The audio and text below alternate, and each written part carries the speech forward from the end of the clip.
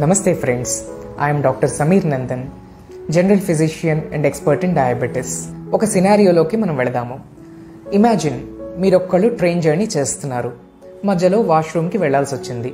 మీ దగ్గర చాలా విలువైన మనీ పర్స్ కానీ హ్యాండ్ బ్యాగ్ కానీ ఉంది. అది వాళ్ళకి వీళ్ళకి ఇవ్వలేరు. వాష్రూమ్కి పట్టుకు వెళ్ళారు. దాన్ని అక్కడ హుక్కుకో ఎక్కడో తగిలించారు. దాన్ని ఆ వాష్రూమ్లోనే మర్చిపోయి తిరిగి వచ్చేసారు. అయితే మీరు సీట్లో కూర్చోగానే మీకు గుర్తొచ్చింది వాష్రూమ్లో పర్సు మర్చిపోయామని. అప్పుడేం జరుగుతుంది? గబగబా తిరిగి వెళతారు. ఆ పర్స్ అక్కడే ఉంటుంది, జేబులో పెట్టుకుంటారు, తిరిగి వచ్చేస్తారు. ఇంకో సినారియో కూడా ఉందండి. మీరు పర్సు మర్చిపోయి తిరిగి వచ్చారు. రాగానే మీ స్టేషన్ వచ్చేసింది. ఆ ఆతృతలో మీరు దిగిపోయారు. ట్రైన్ కాస్త కదిలిపోయింది. అప్పుడు మీకు గుర్తొచ్చింది మీ విలువైన పర్స్ వాష్రూమ్లో ఉంచేశారని. అప్పుడేం చేస్తారు? ఇంకేం చేస్తారు? తల పట్టుకుని బాధపడడం తప్పించి. మనందరి జీవితంలో అత్యంత విలువైన సంపదని మనం ఈ విధంగానే పోగొట్టుకుంటున్నాం. ఆ సంపద పేరేమిటో తెలుసా? ఉదయం, అదర్వైజ్ మార్నింగ్. సైన్స్ ప్రకారము ఒక రోజులో మన మోస్ట్ ప్రొడక్టివ్ టైం ఏదో తెలుసా అండి? అంటే ఆ టైంలో మనం ఏం చేసినా కూడా మన బెస్ట్ మనం ఇవ్వగలం అన్నమాట. మార్నింగ్ 9 to 12 అంటారా?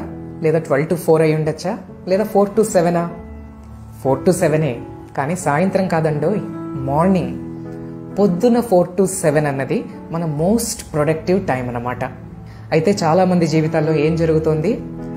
మనం నిద్ర లేచినప్పటికే ఆ ప్రొడక్టివ్ టైం అన్నది కాస్త ఆవిరైపోతుంది. మన ప్రాచీన ఆయుర్వేద యోగ శాస్త్రాల ప్రకారము ఐడియల్గా మార్నింగ్ అనేది ఎప్పుడు మొదలవ్వాలి, మార్నింగ్ మనం చేయాల్సిన 5 అతి ముఖ్యమైన పనులు ఏమిటి అన్నది ఈరోజు మీతో షేర్ చేసుకుంటున్నాను.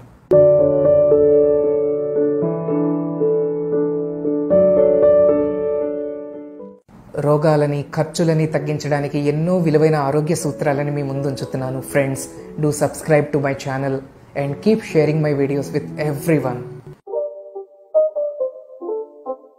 ముందుగా స్టెప్ నెంబర్ 1. ఎన్ని గంటలకి నిద్ర లేవాలి? సూర్యోదయం కావడానికి కాస్త ముందే లేవమని చెప్పింది శాస్త్రం. అవునండి, 3 గంటల నుంచి 6 గంటల మధ్యలో నిద్ర లేవగలగాలి. దీనినే బ్రహ్మ ముహూర్తం అని కూడా అంటారు. ఎందుకు ఆ పేరు పెట్టారు? ఎందుకంటే ప్రకృతి తన జీవరాశులన్నిటికీ రీఛార్జ్ చేసే టైం అదే అన్నమాట. ఒక మొబైల్ రీఛార్జ్ చేయాలంటే మనం ఏం చేస్తాము? టేబుల్ మీద పెట్టి వదిలేస్తే రీఛార్జ్ అయిపోతుందా? లేదు కదా. ఛార్జర్ని సాకెట్లో కనెక్ట్ చేసి ప్లగ్ ఆన్ చేయాలి. ఆ కరెంట్ కనెక్షన్ వచ్చినప్పుడే రీఛార్జ్ అవుతుంది. మన శరీరం కూడా అంతే, మనసు కూడా అంతే. ప్రకృతి 3 to 6 మధ్యలో ఆ రీఛార్జింగ్ వేవ్స్ పంపించినప్పటికీ మనం ప్రకృతితో కనెక్ట్ కాకపోతే ఆ ఛార్జ్ అంతా వేస్ట్ అయిపోతుంది అనమాట. ఆ కారణంగానే ఈ రోజుల్లో మనం అందరం తొందరగా ముసలైపోతున్నాము. మనం బిఫోర్ 6 o'clock లేవగలిగితేనే ఆ ప్రకృతి యొక్క వేవ్స్ మనలోకి ప్రవేశిస్తాయి, ఆ ఎనర్జీ మనలోకి ప్రవేశిస్తుంది. మీరు ఎప్పుడైనా 5 o'clock ఎప్పుడో లేచినప్పుడు మీరు గమనించే ఉంటారు, ప్రకృతి ఎలా ఉంటుందండి? నిశ్శబ్దంగా ఉంటుంది, వైబ్రెంట్గా ఉంటుంది. ఎనర్జీ అంతా కూడా మన చుట్టూ పాల్పబుల్గా ఉంటుందన్నమాట. బయట పక్షులు అప్పుడే లేచి అరుస్తూ ఉంటాయి. కాస్త వరండాలోకి వెళ్ళామంటే చల్లటి గాలి మనల్ని తాకుతూ ఉంటుంది. అద్భుతమైన సమయం అది. ఎవరైతే 3 నుంచి 6 మధ్యలో కనీసం 5:45 లేచినా చాలు, 6 ముందు లేవగలిగితే వాళ్ళలో ఏం జరుగుతుందో ఒక అద్భుతమైన శ్లోకము మన శాస్త్రంలో ఉంది. అదేంటో చెప్తాను, వినండి. వర్ణ కీర్తి మతి లక్ష్మీం స్వాస్థ్యమాయుశ్చ విందతి బ్రాహ్మే ముహూర్తే సంగ్రాచ్యం వా పంకజం యథా. వర్ణము అంటే కాంప్లెక్షన్, ఫెయిర్నెస్ అన్నమాట. కీర్తి అంటే మంచి పేరు, యశస్సు. మతి ఇంటలెక్ట్, షార్ప్గా బుద్ధి డెవలప్ అవ్వడం. లక్ష్మీ సంపద. సంపద ఎవరికొద్దు చెప్పండి? సంపద రావాలన్నా ఈ టైంలో లేవాలంట. స్వాస్థ్యము అంటే ఆరోగ్యము. ఇవన్నీ కూడా బ్రహ్మ ముహూర్తంలో లేచిన వాళ్ళకి వస్తాయట. మరి ఈనాటి ఉద్యోగస్తులు కానీ, యూత్ కానీ, స్టూడెంట్స్ కానీ 7కి 8కి లేవడం వల్ల జీవితంలో ఏం మిస్ అయిపోతున్నారో ఒక్కసారి ఆలోచించండి. ఇప్పటికైనా మన పద్ధతి మార్చుకుందాం. ఒక్కసారే 4కి లేవడం అంటే కష్టం కావచ్చు, కానీ ప్రతిరోజు ఒక 10 నిమిషాల ముందు 10 నిమిషాల ముందు 10 నిమిషాల ముందు లేస్తూ ఉందాము. కొన్నాళ్ళకి 5 గంటలకో లేవడం మనకి అలవాటైపోతుంది. ఇక స్టెప్ నెంబర్ 2. లేవగానే ఏం చేయాలి? మొబైల్ తీసి వాట్సాప్ చూడాలా? కాదండి. మంచం దిగకుండానే ఒక్క 5 నిమిషాలు మఠం వేసుకొని నిటారుగా మంచం మీద కూర్చోవాలని చెప్పింది శాస్త్రం. మన ఇష్ట దేవతా మంత్రాన్ని జపించుకోమని చెప్పింది. రాముడు, కృష్ణుడు, సాయిబాబా ఇంకా ఏ మతమైనా పర్వాలేదు, జీసస్ క్రైస్ట్ లేదా అల్లా ఎవరైనా కానీ మన ఇష్ట దైవాన్ని ఒక్క 5 నిమిషాలు ధ్యానించుకోవాలి, ఒక మంత్రం చెప్పుకోవాలి. వీలైతే ఒక జపమాల దగ్గర పెట్టుకోవచ్చు. ఒక 108 టైమ్స్ మనకి నచ్చిన మంత్రమో నచ్చిన నామమో చెప్పుకొని అప్పుడు లేవాలట. స్టెప్ నెంబర్ 3, లేవగానే ఏం చేయాలి? దబా అడుగులేసుకొని పరిగెట్టాలా? కాదండి. మనం భూమి మీద నడవబోతున్నాం, భూమిలోంచి పుట్టాము, భూమిలో కలిసిపోతున్నాం. ఆ భూమికి, ఆ భూమాతకి మన కృతజ్ఞత తెలియజేసుకోవాలట. తల్లి, నేను నీ పైన అడుగులు వేయబోతున్నాను, నన్ను మన్నించు, నన్ను భరించు, నాకు శక్తిని ప్రసాదించు అని ప్రార్థించాలట. దానికోసం ఒక శ్లోకం కూడా చెప్పింది శాస్త్రం. సముద్రవసనే దేవి పర్వతస్తన మండలే విష్ణుపత్ని నమస్తుభ్యం పాదస్పర్శం క్షమస్వమే. చూసారా, మన శాస్త్రానికి పంచభూతాల పట్ల ఎంత గౌరవము. భూమిని, చెట్టుని, చేమని, ఆకాశాన్ని, నీటిని అన్నిటినీ పూజించేది మన భారతీయ సంస్కృతి. సరే, మంత్రం చెప్పుకున్నాము, వాష్రూమ్కి వెళ్ళొచ్చాము. నెక్స్ట్ చేయాల్సిన పని ఏమిటి? వేడి కాఫీ కదా? కాదు.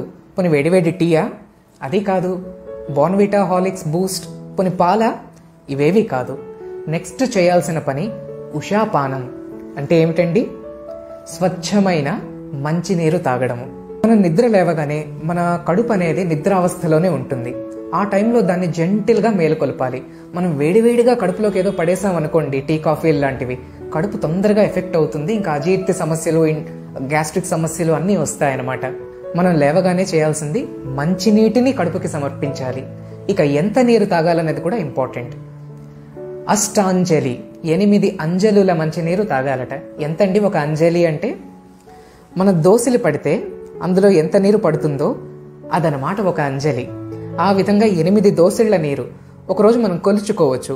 ఒక గిన్నెలోకి 8 సార్లు మనం నీటిని పోస్తే ఎంత నీరు వచ్చిందో తెలుసుకొని ప్రతిరోజు అంత నీటిని మనం లేవగానే తాగాలన్నమాట.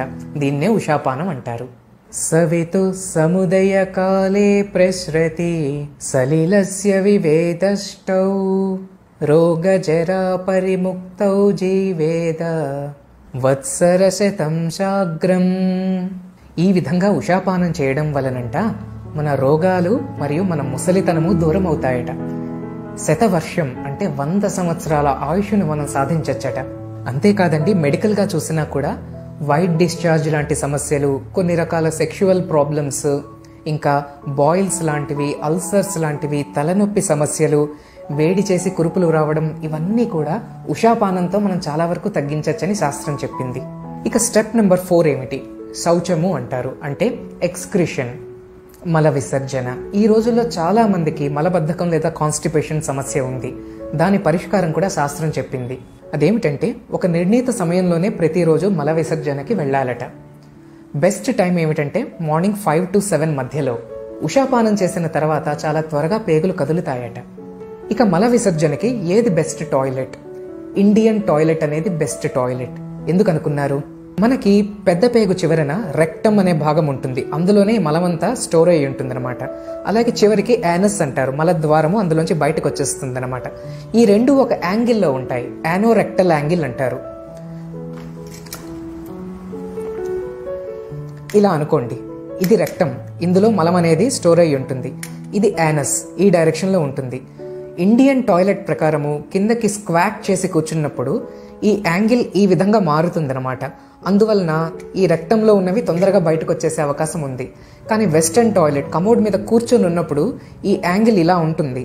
ఇందులో దాగి ఉన్న స్టూల్ అనేది అంత ఈజీగా బయటకు రాలేదు. కనుక ఇండియన్ టాయిలెట్నే వీలైనంత వరకు అలవాటు చేసుకోవాలి. మరీ మోకాళ్ళ సమస్యలు ఉంటే చేసేదేం లేదు, కానీ మిగతా అందరూ కూడా ఇండియన్ టాయిలెట్స్ని ఎంకరేజ్ చేయాలి.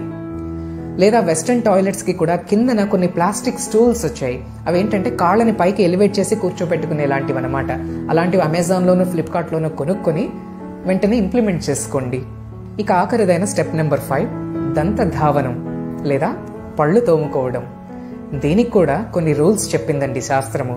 హడావిడిగా మన బ్రష్ ఇంత పేస్ట్ వేసేసుకొని డిగిడిగిడిగిడి మనం తోముకొని పారిపోవడం కాదు. 2 స్టెప్స్లో ఈ దంతధావనం అనేది జరగాలట. ఐడియల్గా ఏంటి వాడాలి పళ్ళు తోముకోవడానికి? బ్రష్ల కన్నా చెట్ల కొమ్మలు చాలా ఉన్నతమైనవన్నమాట. ఎందుకంటే ఎన్నో మెడిసినల్ ప్రాపర్టీస్ వాటిలో ఉన్నాయి కాబట్టి. ఏ చెట్టు కొమ్మలు వాడచ్చండి బ్రష్ బదులు? వేప, తుమ్మ, బాదాం చెట్ల కొమ్మలు చాలా అనువైనవి. ఇక శాస్త్రం ప్రకారం ఏ విధంగా బ్రష్ చేసుకోవాలి అంటే, మన చిటికిన వేలు మందం ఉన్న కొమ్మని తీసుకొని నోట్లో పెట్టుకొని నమలమని చెప్పింది. 2 వైపులా పళ్ళతో దంతాలతో నమలాలట. దాన్ని మెత్తగా పీచులాగా తయారు చేసుకొని దానితోటి పళ్ళు తోముకోవాలట.